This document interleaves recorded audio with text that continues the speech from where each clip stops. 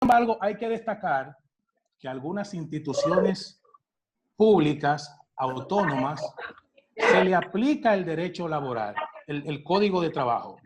Se le aplica el Código de Trabajo y el ministerio en ese caso tendría facultad. ¿Cuáles son estas instituciones? Por ejemplo, está el Banco Agrícola, está el CORDE, está INESPRE, está la CAS, entre otras instituciones públicas y autónomas que tengan un carácter comercial, industrial, financiero o de transporte. Y ustedes dirán, bueno, pero el metro es de transporte y la ONSA y no se le aplica el Código de Trabajo. Ciertamente ha sido así porque el metro es una dependencia directa del Poder Ejecutivo, por eso no se le aplica. Y con relación a la ONSA, que en un momento determinado se le aplicaba el Código de Trabajo, una jurisprudencia determinó que no se le debe aplicar el Código de Trabajo en razón de que es una dependencia del Poder Ejecutivo. Entonces, como podemos ver, el Código de Trabajo se le aplica al sector privado y excepcionalmente a algunas instituciones del Estado, como le dije previamente, con carácter comercial, industrial, financiero y de transporte. Con relación al empleador, que es otra parte del tripartismo del derecho laboral, el empleador es la persona física o moral a quien se les presta un servicio, física o moral. ¿Qué quiere decir esto? Que poco importa que una persona que esté ejerciendo una actividad económica X no pueda, por ejemplo, inscribir a su trabajador en la seguridad social. Claro que sí. En la práctica, cuando incoamos alguna demanda en representación de un trabajador y su empresa opera como persona física, una de las cosas que los empleadores, el dueño de la empresa, por lo regular alega, es que su empresa no está registrada, que él simplemente es una persona física, a lo cual están equivocados porque toda persona física con una actividad económica se considera empleador y debe, aún como persona física, registrar a sus trabajadores en el sistema dominicano de la seguridad social. Para los fines, no importa si es persona física o moral, es un empleador. Y el trabajador, que otra parte del tripartismo laboral, no es más que la persona física que presta un servicio, ya sea material o intelectual, en virtud de un contrato de trabajo. Este es el tripartismo laboral. ¿Puede pasar a la próxima día, por favor?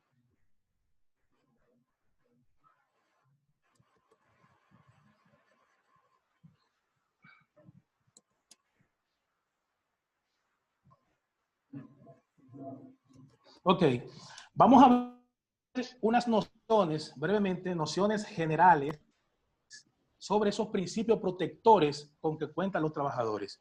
Porque no podemos ver un contrato de trabajo como vemos el contrato de carácter civil. Es muy distinto, independientemente de que tienen cláusulas convencionales. Recuérdense que el trabajo es una función social y en principio los empleadores tienen más ventaja que los trabajadores. Por eso es que dentro de los 13 principios establecidos en el Código de Trabajo, hay principios protectores para el trabajador. Vamos a ver, por ejemplo, aquí tenemos 3 principios para que puedan tener una noción general de lo que son esos principios protectores. Si alguien tiene un código de trabajo y puede leer el principio número 5 del Código de Trabajo, por favor. ¿Sí? Principio 5. Los deberes reconocidos por la ley a los trabajadores no pueden ser objeto de renuncia o limitación convencional, sino todo pacto en contrario. Eso quiere decir que los trabajadores, bajo ninguna circunstancia, pueden renunciar a los derechos que la ley le ha conferido. No pueden renunciar. Fíjense que los contratos de carácter civil, que es entre particulares, entre personas privadas, estos pueden convenir como quieran. Sin embargo, en el contrato de trabajo no se puede porque hay unos principios protectores para proteger al trabajador. Entonces, los trabajadores simplemente no pueden renunciar a esos derechos que el código le ha establecido. Usted puede decir, bueno, ¿y qué sucede cuando se llega a un acuerdo entre trabajador y empleador posterior al término de la relación laboral? Entonces, ¿ese acuerdo no es válido? No. Ahí es diferente. La jurisprudencia ha dicho que si posterior al término de la relación laboral, las partes llegan a un acuerdo, el mismo se considera como un acuerdo transaccional y es válido. O sea, se lo digo porque muchas veces termina una relación laboral y ya sea en el tribunal o sin tener que llegar al tribunal, se llega a un acuerdo. Por ejemplo, en muchas ocasiones, por citar un número, un trabajador entre sus derechos adquiridos y prestaciones laborales le corresponden, por ejemplo, 100,000 pesos. Sin embargo, se transan en 60. Bueno, no se puede alegar posteriormente que hubo una violación a ese principio. ¿Por qué? Porque ya concluyó la relación laboral. Eso es lo que ha establecido la jurisprudencia en ese sentido. Diferente es cuando se va a iniciar la relación laboral o en el curso de la misma, el trabajador no puede renunciar a ninguno de sus derechos. ¿Qué sucede mucho en la práctica? Que algunos trabajadores, cuando van a ingresar a una empresa, y se ve mucho en las pequeñas y medianas empresas, en algunas MIPYME, que ese trabajador que va a ingresar, por ejemplo, una trabajadora, le dice a su empleador, no me inscriba en la seguridad social porque yo estoy inscrita porque soy dependiente de mi esposo. Y algunos empleadores no tienen el conocimiento y le aceptan eso, arriesgándose más adelante a una dimisión por no estar inscrita en la seguridad social y posteriormente a una demanda. Porque la ley de seguridad social establece, la ley 8701, específicamente en su artículo 3, establece la obligatoriedad de inscribir en el sistema dominicano de la seguridad social a todo trabajador, independientemente si es público o privado, debe de cotizar en la seguridad social. Entonces, en sentido general, no pueden renunciar los trabajadores a su derecho. Vamos a leer, por favor, el principio número 8. El principio número 8. En caso de concurrencia de varias normas legales o convencionales, prevalecerá la más favorable al trabajador. Si hay duda en la interpretación o el alcance de la ley, se decidirá en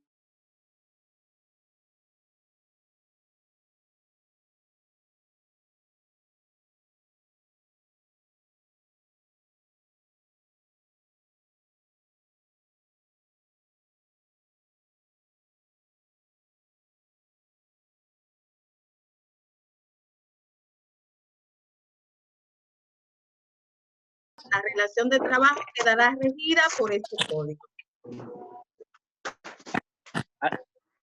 Hay un detalle ahí. No está completo. Que se obvió, que dice, el contrato de trabajo no es aquel que consta de un escrito, sino el que se ejecuta en hechos. Eso le iba a decir. Sí. Es que ¿Me escuchan? Ajá. sí, el principio. Ok, dele lectura, le puede dar lectura a la primera parte solamente. El contrato de trabajo no es aquel que consta de un escrito, sino el que se ejecuta en hechos. Ok, perfecto. Ese es el principio realidad. El principio de realidad implica que independientemente de lo que se haya establecido en un contrato, lo que vale es la realidad.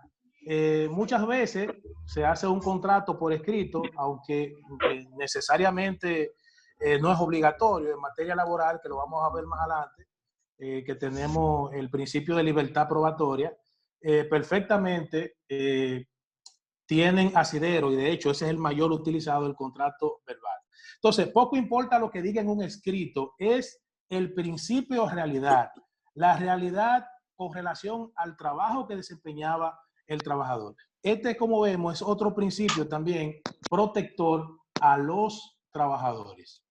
Podemos pasar a la siguiente. Sí. César, sí. Quirós, antes de que pase a la otra diapositiva. Sí. pongo al Se fue el audio, ¿me escucha? Es que muchas veces... Sí, te escucho. Sí, ¿Me escucha? Sí. Te decía que yo les pongo como ejemplo en la universidad a los estudiantes que tú puedes entrar como bardero a una institución, a una compañía, y probablemente al día de rescindir el contrato tú seas gerente. Sin embargo, nunca se sentaron a modificar ese contrato. Exacto. Y el que primará será el último que tú estabas ejerciendo. Exactamente. Independientemente, si la empresa quiere negar, por ejemplo, que ese era el último contrato, en virtud del principio de libertad probatoria, se puede probar que ese era el puesto que tenía al momento de rescindir el mismo. Así es. Pueden continuar. Paso a la siguiente, entonces. Sí. Ok, vamos a ver el contrato de trabajo y sus elementos constitutivos. El contrato de trabajo se puede definir como aquel por el cual una persona se obliga mediante una retribución a prestar un servicio. Ese es el contrato de trabajo. Sin embargo, ¿cuáles son los elementos constitutivos de un contrato de trabajo? La prestación de un servicio personal, la subordinación y la remuneración. Principalmente, estos tres elementos son los que se deben de probar en el tribunal cuando el empleador sostiene que la relación que él tenía con ese trabajador no era laboral, sino comercial. Muchas veces, algunos empleadores, pretendiendo librarse de sus responsabilidades, y obviamente dependiendo de la naturaleza del trabajo, le dan un trato al trabajador como si él está prestando un servicio como una persona independiente. Es decir, un trabajador independiente que no es un trabajador de la empresa. Entonces, en el tribunal, si probamos estos tres elementos, entonces la empresa será condenada. De hecho, hay algunas empresas que tienen, por ejemplo, algunos vendedores y los pagos que les realizan a los mismos a través de los comprobantes de proveedores informales, le hacen el reporte a la Dirección General de Impuestos Internos como que ellos están obteniendo un servicio de una persona que ejerce un trabajo independiente. Y todo eso lo hemos desmontado en el tribunal porque hemos probado estos tres elementos que citamos previamente: la prestación de un servicio, la subordinación y la remuneración.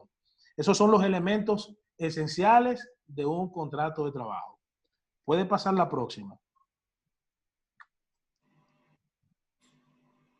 Ok, modalidades del contrato de trabajo. El código establece como modalidades del contrato de trabajo por tiempo indefinido, el trabajo por tiempo indefinido o el contrato por tiempo indefinido, por cierto tiempo o para una obra o servicio determinado. Un contrato por cierto tiempo es aquel que tiene una característica permanente. Aquel contrato que usted inicia, en virtud de la naturaleza del trabajo, va a iniciar de forma permanente por tiempo indefinido. No tiene una fecha, digámoslo así, determinación del mismo. Es lo que se considera como por tiempo indefinido. Sin embargo, el contrato por cierto tiempo, que es otra modalidad del contrato, bien se puede llevar a cabo, pero para que termine sin responsabilidad, no puede exceder de 4 meses. Es decir, usted contrata a una persona para hacerle un trabajo X por cierto tiempo, pero el mismo no puede exceder de 4 meses, porque si excede de 4 meses, entonces va a terminar con responsabilidad para el empleador y va a tener que pagar las indemnizaciones sobre la asistencia económica que establece el artículo 82 del Código de Trabajo. Vamos a leer el artículo 82, por favor, del Código de Trabajo.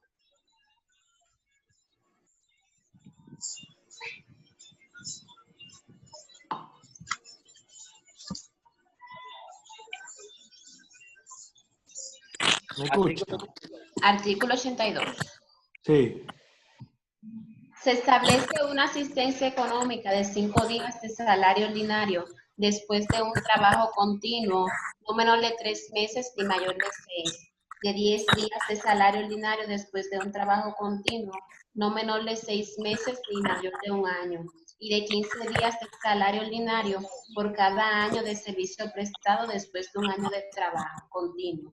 Cuando el contrato de trabajo termina, primero por la muerte del empleador o por su incapacidad físico-mental, siempre que estos derechos produzcan como sí, lo puede dejar hasta la ahí. terminación del negocio. Lo puede dejar hasta ahí. Okay. ¿Me escucha? Vamos a leer ahora el 29.